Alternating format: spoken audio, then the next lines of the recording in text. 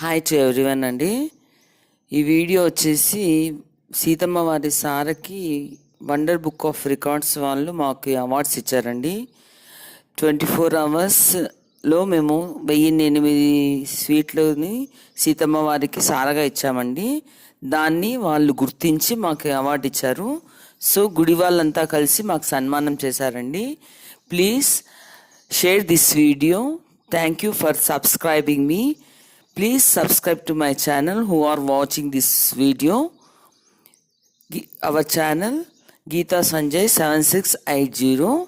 Thank you very much for watching this video.